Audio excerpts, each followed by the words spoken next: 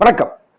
நம்ம சினிமாவில் மட்டும்தாங்க, இண்டஸ்ட்ரியில் மட்டும்தான் நல்ல நடிகைகள், நல்ல நடிகர்கள் அப்படிங்கிறத டக்குன்னு கழட்டி விட்ருவாய்ங்க.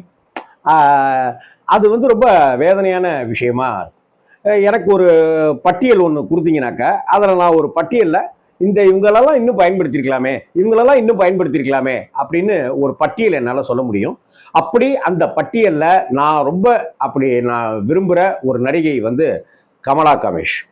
கமலா காமேஷ் ரொம்ப ரொம்ப அழகா, ரொம்ப மென்மையா அந்த அம்மா கதாபாத்திரங்களை ரொம்ப அட்டகாசமா பண்ணிடக்கூடியவங்க. ஆனா கமலா காமேஷை விசு மாதிரியானவர்கள் பயன்படுத்திக்கிட்ட அளவுக்கு, பெரிய அளவுக்கு வேற யாரும் பயன்படுத்திக்கல அப்படின்னு தான் சொல்லுவேன் நான். கமலா காமேஷ் பாரதி ராஜா அவர்கள் அலைகள் ஓய்வுகளிலையும் பயன்படுத்தியிருப்பாரு, கடலோர கவிதைகள்லையும் பயன்படுத்தியிருப்பார். ஆனா கமலா காமேஷ் அதே போல ரஜினிகாந்த் படங்கள்ல கூட கமலா காமேஷ் நடிச்சிருக்காங்க. எங்கேயோ கேட்ட குரல் மாதிரியான படங்கள்ல கூட நடிச்சிருக்காங்க. ஆனா இன்னுமே அவங்கள பயன்படுத்தி இருக்கலாமோ அப்படின்னு தோணுது. கமலா காமேஷ் ஒரு அற்புதமான நடிகை. அவங்கள நான் பேட்டி எடுத்த தருணமும் மறக்கவே முடியாது. கமலா காமேஷ் அம்மாவுக்கு ஃபோன் பண்றேன், பேட்டி வேணுமா அப்படின்னு சொல்லிட்டு கேட்குறேன். அப்படிங்களா, எனக்கு கால் வலி இருக்குங்க அப்படின்னாங்க. இல்லைம்மா நாங்கள் வீட்டுக்கு வரோம்மா அப்படின்னு. இல்லை இல்லை அதை பற்றி ஒன்றும் இல்லை, இல்லாட்டா நானே வந்துடுவேன், அதான் மரியாதை அப்படின்னாங்க.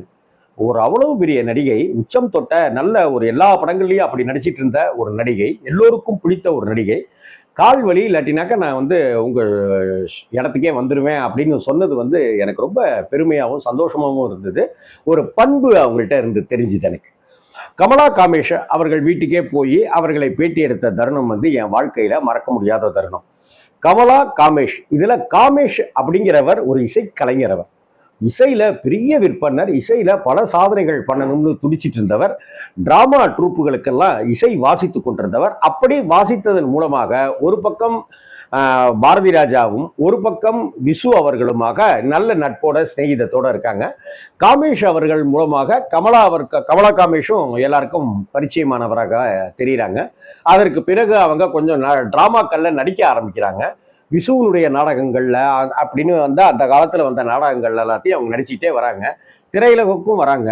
குடும்பம் ஒரு கதம்பம் படத்துல விசுவினுடைய மனைவியாக கமலா காமேஷ் மிகச்சிறந்த நடிப்பை வழங்கியிருப்பார். அந்த இடத்துல ஒரு காட்சியை மட்டும் சொல்லணும்னு ஆசைப்படுறேன். அந்த குரியகோஸ் ரங்கா அந்த கதாபாத்திரம் நாகப்பட்டினத்துலேருந்து அந்த ஒண்டு கொடுத்துற வீட்டில் ஒரு இடத்துல தங்கியிருப்பாங்க. அப்போ நீங்கள் எங்கே சாப்பிட்றீங்க அப்படின்னு கமலா காமேஷ் கேட்பாங்க.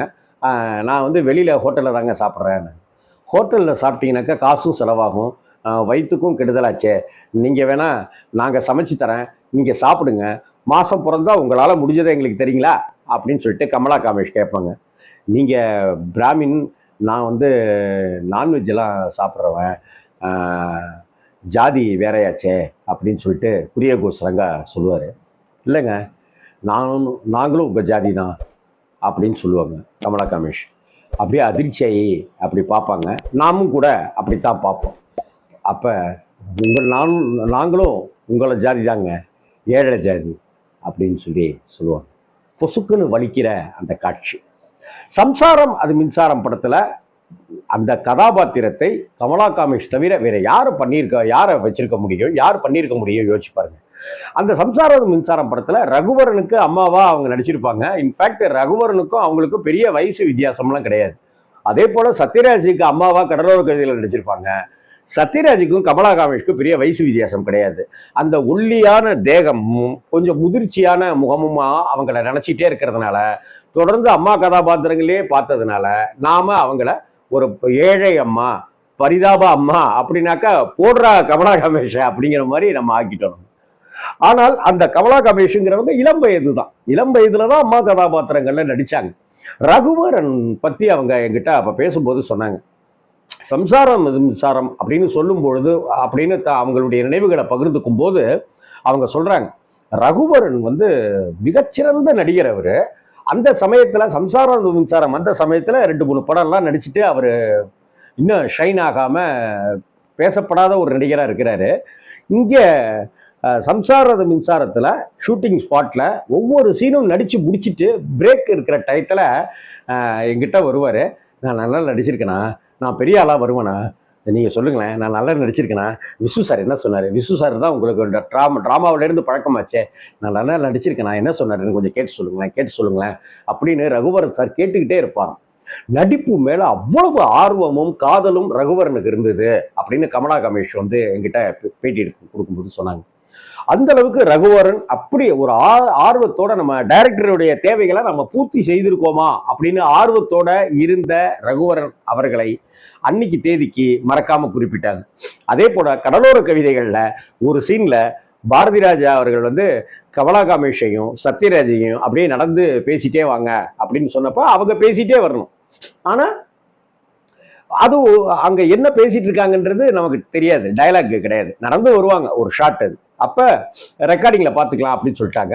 ஆனா அப்படி நடந்து வரும்போது சத்யராஜ் அந்த சீனை பார்த்தாலே தெரியும் உங்களுக்கு, சத்யராஜ் ரொம்ப ரொம்ப ஹைட்டா இருப்பாங்க, கமலா கமேஷ் ரொம்ப ரொம்ப குள்ளமா இருப்பாங்க. ரெண்டு பேரும் நடந்து வரும்போது சத்யராஜ் வார்த்தைக்கு வார்த்தை காமெடியில லந்து பண்ணியிருக்காரு கமலா கமேஷ்ட. ஆனா கமலா கமேஷ் சீரியஸான முகத்தை வச்சுக்கிட்டு வரணுமா, இவங்களால வர முடியாதபடிக்கு சத்யராஜனுடைய லொல்லு தாங்கவே முடியல அப்படிங்கிற விஷயத்தையும் பகிர்ந்துக்கிட்டாங்க. இப்படி கமலா கமேஷ் அவர்களுடைய நடிப்புல பல படங்கள் நம்ம மனசை கவர்ந்திருக்கு. ரொம்ப ஒரு அற்புதமான நடிகை கமலா கமேஷை நம்மளால மறக்கவே முடியாதுன்னு சொல்ற அளவுக்கு நல்ல நல்ல கதாபாத்திரங்கள்ல முத்திரை பதித்த ஒரு நடிகை. சம்சாரம் அது மின்சார படத்துல கூட பேண்ட் சட்டைக்கு டிஷர்ட்டு, டெரிகாட்டன் ஷர்ட்டு, இந்த பேண்ட்டு அப்படின்லாம் சொல்லும் பொழுது சந்திரசேகர்கிட்ட விசு சார் சொல்லுவார், இந்த மாதிரி யூனியன்லேயே பேண்ட் சட்டையெல்லாம் துவச்சி கொடுத்துருவாங்கப்பா அப்படின்னு சொல்லுவார். யூனியன் சட்டப்படி அங்கேயே துவச்சி கொடுத்துருவாங்க தொழிற்சாலையிலேயே அப்படின்னு. 1967 வருஷத்துலேருந்து பேண்ட்டு போடுறத நான் விட்டுட்டேன் அப்படின்னு விசு சார் சொல்லுவார். டே அப்படின்னு காஜா ஷெரீஃப்கிட்ட கேட்பாரு, நான் என்னுடைய பேண்ட் சட்டை நானே துவச்சிக்கிறப்பா அப்படின்னு காஜா ஷெரீஃப் சொல்லுவார். கோதாவரி அப்படின்னுவாரு, பேண்ட் சட்டை போடுற பழக்கம்லாம் எனக்கு இல்லைங்க அப்படின்வாங்க. அந்த சீன் அப்படியே கைத்தட்டல பிரமாதம் ஆயிடும் அந்த அவங்க சொல்ற அந்த டெலிவரி. இது மாதிரி கமலா காமேஷ் அப்படிங்கிற ஒரு அற்புதமான நடிகையை நம்ம இன்னுமே பயன்படுத்தி இருக்கலாம், ஏன் இன்னைக்கு கூட பயன்படுத்தலாம்.